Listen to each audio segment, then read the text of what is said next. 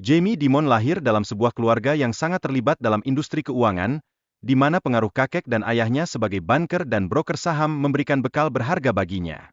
Pengalaman masa kecil ini sangat memengaruhi pilihan karirnya di kemudian hari.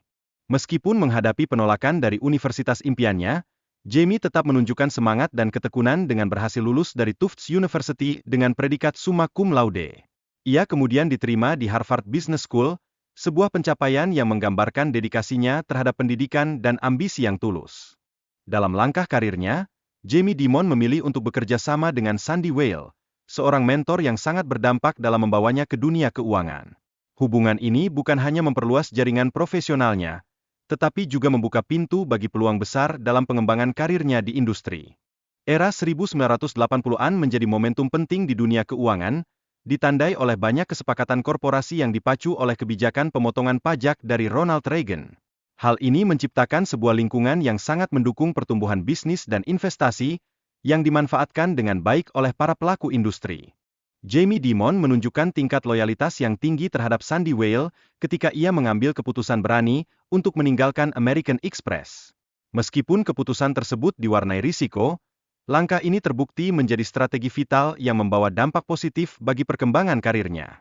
Meskipun menghadapi tantangan, Dimon mampu melihat potensi yang besar dalam Commercial Credit, sebuah perusahaan yang tengah bermasalah. Dengan visi bisnisnya yang tajam, ia menemukan cara untuk merestrukturisasi perusahaan tersebut dan mengubahnya menjadi investasi yang menarik bagi para pemangku kepentingan. Sandy Weill dan Jamie Dimon menerapkan pemotongan biaya yang signifikan, yang berhasil menciptakan keuntungan sebesar $100 juta dalam kurun waktu hanya 1 tahun. Hal ini menunjukkan betapa agresif dan terarahnya strategi mereka dalam mengelola perusahaan di pasar yang kompetitif. Kejatuhan pasar saham pada 19 Oktober 1987 menjadi titik balik yang memberikan kesempatan bagi Weill dan Dimon untuk membeli kembali saham dengan harga yang sangat murah. Situasi ini memungkinkan mereka untuk mengambil alih perusahaan yang sedang mengalami kesulitan dan memanfaatkan potensi pemulihan. Sandy Weill menggunakan pengaruh politiknya untuk mendorong pengesahan undang-undang yang memungkinkan penggabungan antara bank komersial dan perusahaan asuransi. Tindakan ini menandai munculnya era mega bank di Amerika, yang mengubah lanskap industri keuangan secara dramatis. Di tengah berbagai tantangan yang dihadapi karena dipecat, Dimon tetap memprioritaskan kesehatan mental keluarga, dan menyadari bahwa nilai diri tidaklah semata-mata ditentukan oleh kekayaan material. Dukungan dari keluarganya menjadi fondasi penting dalam menghadapi masa-masa sulit tersebut. Setelah pemecatannya, Jamie Dimon menemukan peluang baru di Bank One, yang tengah terperosok dalam kesulitan.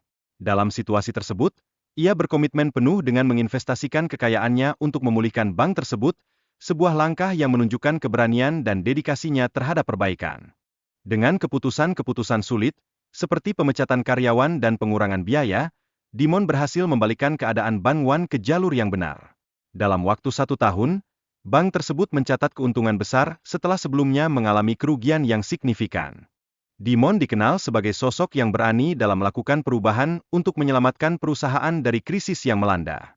Ia memiliki reputasi sebagai pemimpin yang tidak takut mengambil risiko, sesuatu yang sangat penting di dunia bisnis yang cepat berubah. Merger antara JP Morgan dan Bank One merupakan langkah strategis yang cerdas untuk memperkuat posisi mereka di pasar perbankan. Langkah ini tidak hanya memberikan akses yang lebih baik kepada berbagai segmen pelanggan, tetapi juga memperkuat daya saing mereka di industri. Jamie Dimon menyaksikan krisis perumahan yang memiliki dampak besar terhadap pasar keuangan secara keseluruhan. Menyadari tantangan tersebut, ia bersiap untuk mengambil alih pangsa pasar dari pesaing-pesaing yang sedang berjuang untuk bertahan. Dengan mengurangi paparan terhadap pinjaman subprime, JP Morgan Chase berhasil mengamankan posisi keuangannya. Keputusan ini menunjukkan betapa pentingnya manajemen risiko yang baik dalam dunia perbankan, terutama di saat-saat yang penuh ketidakpastian. Keputusan untuk membeli Bear Stearns pada harga yang sangat rendah menciptakan dampak signifikan bagi JP Morgan. Meskipun keputusan ini tidak langsung mendatangkan keuntungan, langkah ini secara strategis memperkuat posisi mereka di pasar yang semakin kompetitif. Kedatangan Jamie Dimon sebagai CEO membawa perubahan yang sangat penting untuk JP Morgan. Ia dikenal sebagai pemimpin yang berprinsip dengan nilai-nilai yang kuat, yang menjadi pedoman dalam menjalankan bisnis di tengah dinamika industri keuangan.